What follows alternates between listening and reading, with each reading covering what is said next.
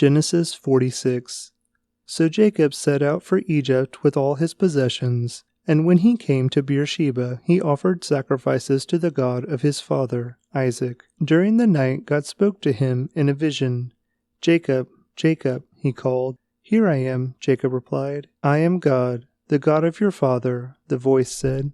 "Do not be afraid to go down to Egypt, for there I will make your family into a great nation. I will go with you down to Egypt, and I will bring you back again. You will die in Egypt, but Joseph will be with you to close your eyes." So Jacob left Beersheba, and his sons took him to Egypt. They carried him and their little ones and their wives in the wagons Pharaoh had provided for them. They also took all their livestock and all the personal belongings they had acquired in the land of Canaan. So Jacob and his entire family went to Egypt. Sons and grandsons, daughters and granddaughters, all his descendants. These are the names of the descendants of Israel, the sons of Jacob, who went to Egypt. Reuben was Jacob's oldest son. The sons of Reuben were Hanok, Palu, Hezron, and Carmi. The sons of Simeon were Jemuel, Jamin, Ohad, Jachin, Zohar, and Shaul. Shaul's mother was a Canaanite woman. The sons of Levi were Gershon, Kohath, and Merari. The sons of Judah were Onan, Shelah, Perez, and Zerah, though and Onan had died in the land of Canaan. The sons of Perez were Hezron and Hamul. The sons of Issachar were Tola, Pua, Jashub, and Shimron. The sons of Zebulun were Sered, Elon, and Jaleel. These were the sons of Leah and Jacob, who were born in Padan Aram, in addition to their daughter Dinah. The number of Jacob's descendants, male and female, through Leah was 33. The sons of Gad were Zephon, Haggai, Shuni, Esbon, Eri, Arodi, and Areli. The sons of Asher were Imnah, Ishva, Ishvi, and Beriah. Their sister was Sarah. Beriah's sons were Heber and Malchiel. These were the sons of Zilpah, the servant given to Leah by her father, Laban. The number of Jacob's descendants through Zilpah was 16. The sons of Jacob's wife Rachel were Joseph and Benjamin. Joseph's sons, born in the land of Egypt, were Manasseh and Ephraim. Their mother was Asenath, the daughter of Potipharah, the priest of On. Benjamin's sons were Bela, Becher, Ashbel, Gera, Naaman, Ehi, Rosh, Mupin, Hupin, and Ard. These were the sons of Rachel and Jacob. The number of Jacob's descendants through Rachel was 14. The son of Dan was Husham. The sons of Naphtali were Jaziel, Guni, Jezer, and Shillem.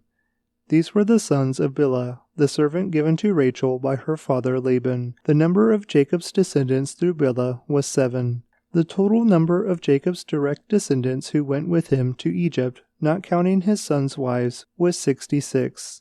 In addition, Joseph had 2 sons who were born in Egypt, so altogether there were 70 members of Jacob's family in the land of Egypt.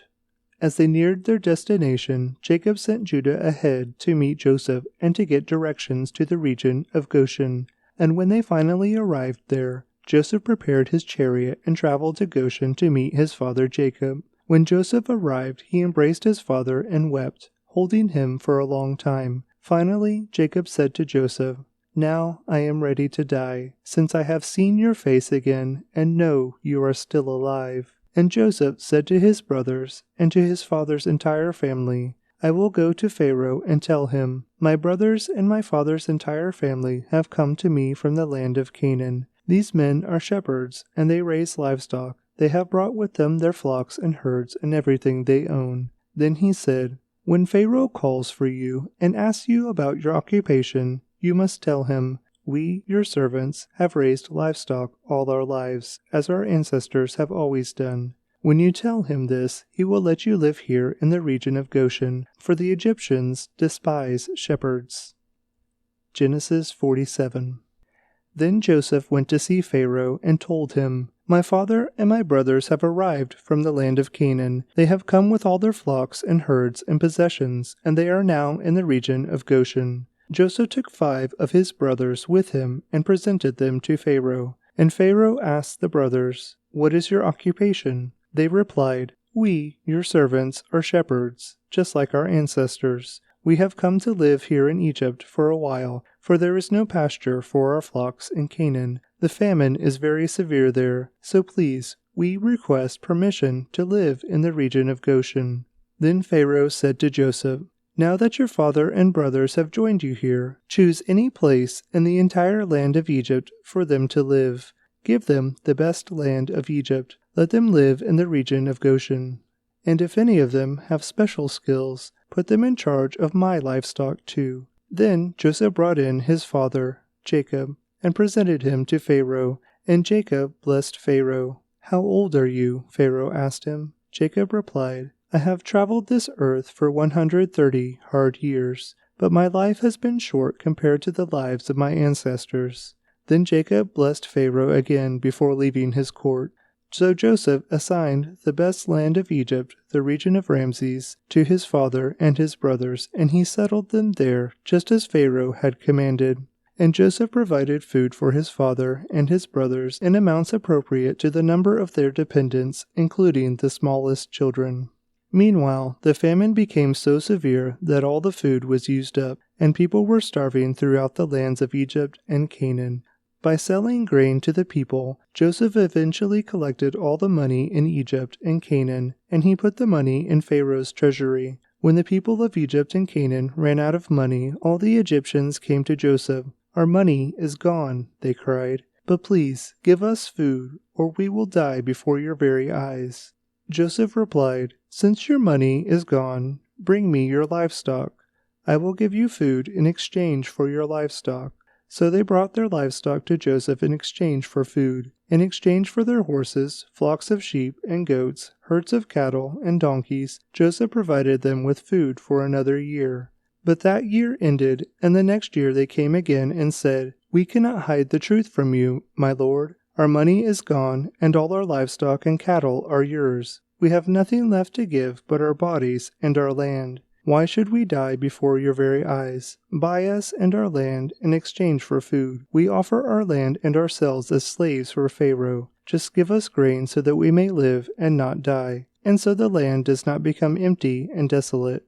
So Joseph bought all the land of Egypt for Pharaoh. All the Egyptians sold him their fields because the famine was so severe, and soon all the land belonged to Pharaoh. As for the people, he made them all slaves, from one end of Egypt to the other. The only land he did not buy was the land belonging to the priests. They received an allotment of food directly from Pharaoh, so they didn't need to sell their land.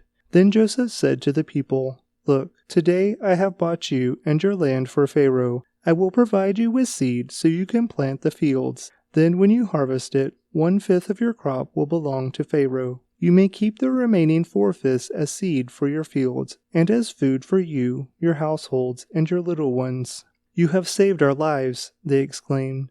"May it please you, my lord, to let us be Pharaoh's servants." Joseph then issued a decree still in effect in the land of Egypt, that Pharaoh should receive 1/5 of all the crops grown on his land. Only the land belonging to the priests was not given to Pharaoh. Meanwhile, the people of Israel settled in the region of Goshen in Egypt. There they acquired property, and they were fruitful, and their population grew rapidly. Jacob lived for 17 years after his arrival in Egypt, so he lived 147 years in all. As the time of his death drew near, Jacob called for his son Joseph and said to him, "Please do me this favor. Put your hand under my thigh and swear that you will treat me with unfailing love by honoring this last request. Do not bury me in Egypt. When I die, please take my body out of Egypt and bury me with my ancestors." So Joseph promised, "I will do as you ask." "Swear that you will do it," Jacob insisted. So Joseph gave his oath, and Jacob bowed humbly at the head of his bed.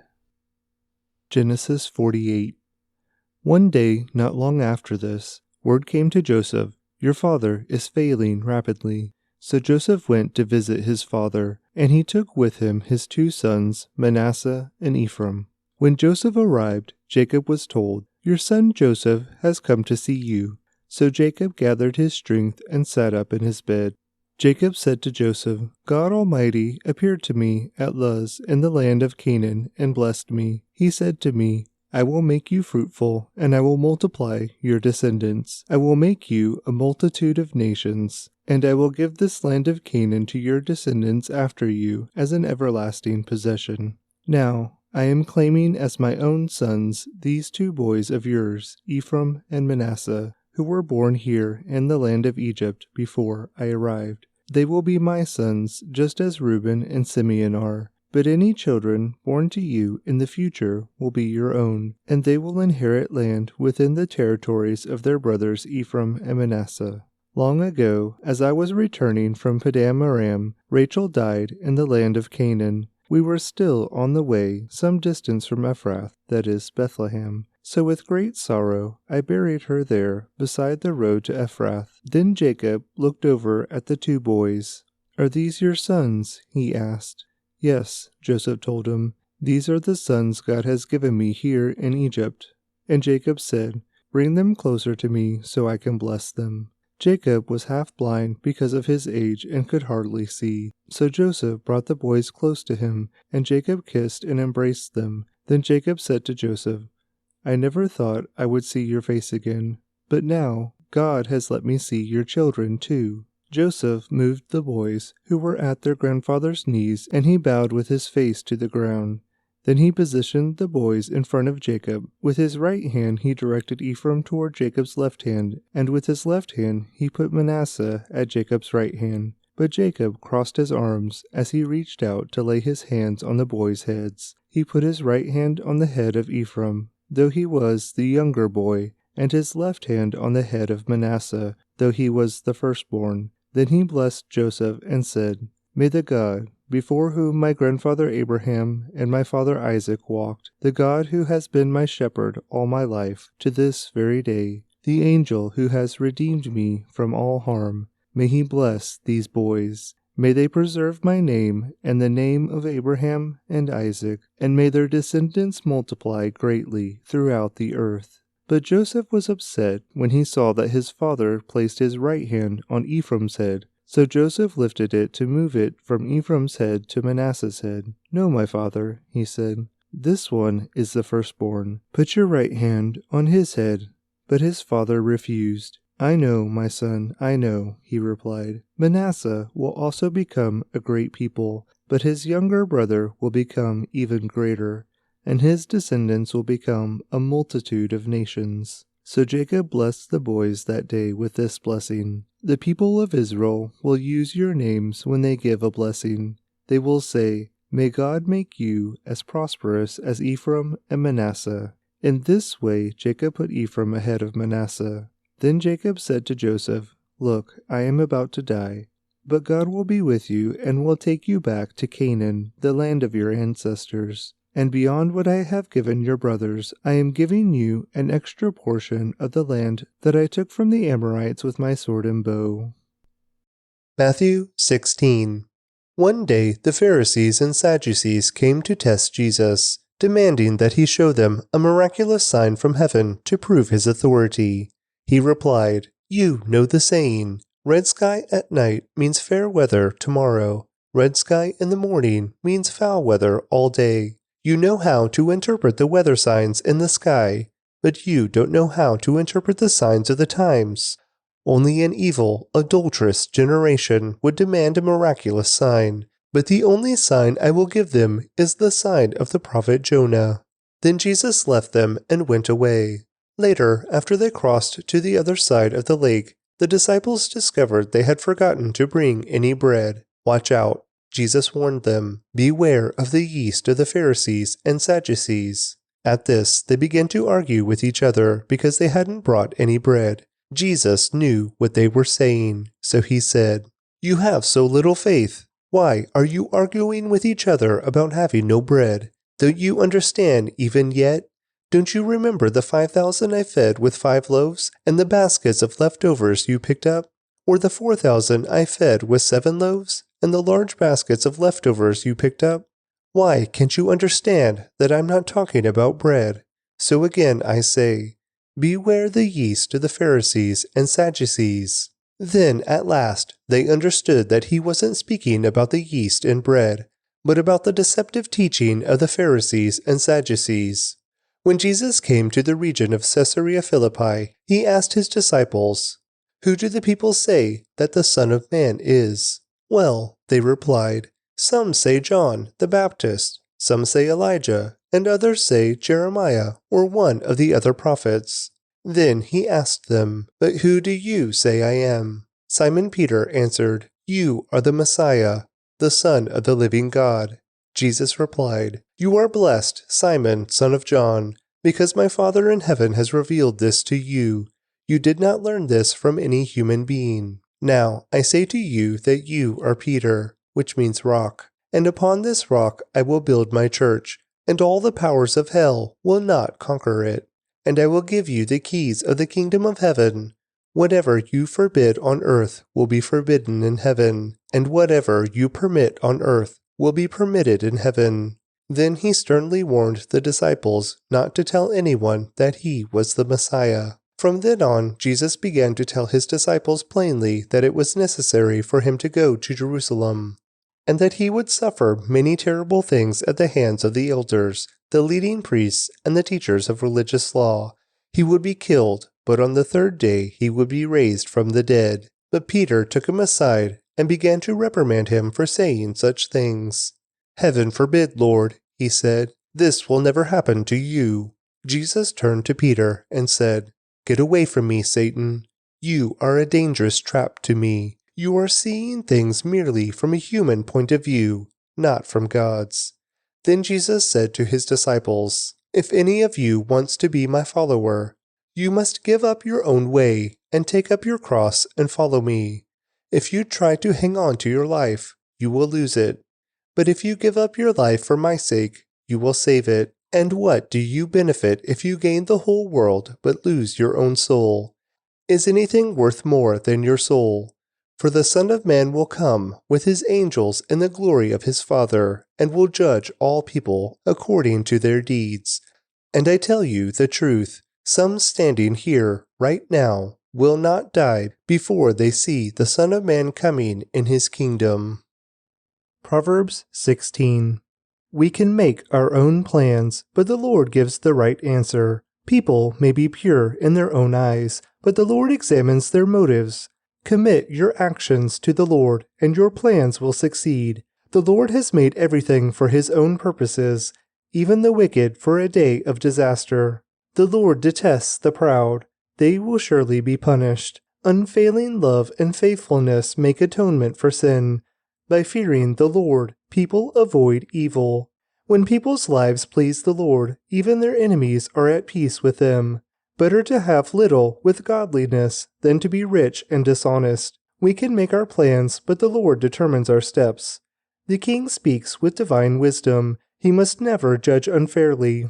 The Lord demands accurate scales and balances. He sets the standards for fairness. A king detests wrongdoing, for his rule is built on justice. The king is pleased with words from righteous lips. He loves those who speak honestly. The anger of the king is a deadly threat. The wise will try to appease it.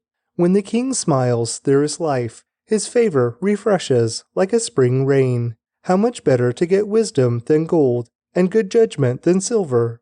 The path of the virtuous leads away from evil. Whoever follows that path is safe. Pride goes before destruction, and haughtiness before a fall. Better to live humbly with the poor than to share plunder with the proud.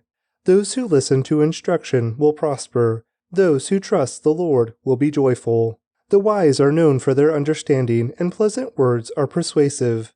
Discretion is a life-giving fountain to those who possess it, but discipline is wasted on fools. From a wise mind comes wise speech. The words of the wise are persuasive. Kind words are like honey, sweet to the soul and healthy for the body. There is a path before each person that seems right, but it ends in death. It is good for workers to have an appetite. An empty stomach drives them on. Scoundrels create trouble. Their words are a destructive blaze. A troublemaker plants seeds of strife. Gossip separates the best of friends. Violent people mislead their companions, leading them down a harmful path. With narrowed eyes, people plot evil. With a smirk, they plan their mischief. Gray hair is a crown of glory. It is gained by living a godly life. Better to be patient than powerful. Better to have self-control than conquer a city. We may throw dice, but the Lord determines how they fall. Psalm 16. A Psalm of David. Keep me safe, O God, for I have come to you for refuge. I said to the Lord, You are my master. Everything good I have comes from you. The godly people in the land are my true heroes. I take pleasure in them. Troubles multiply for those who chase after other gods. I will not take part in their sacrifices of blood, or even speak the names of their gods. Lord, you alone are my inheritance, my cup of blessing. You guard all that is mine. The land you have given me is a pleasant land. What a wonderful inheritance. I will bless the Lord who guides me. Even at night my heart instructs me. I know the Lord is always with me. I will not be shaken, for he is right beside me. No wonder my heart is glad, and I rejoice. My body rests in safety, for you will not leave my soul among the dead, or allow your Holy One to rot in the grave. You will show me the way of life, granting me the joy of your presence and the pleasure of living with you forever.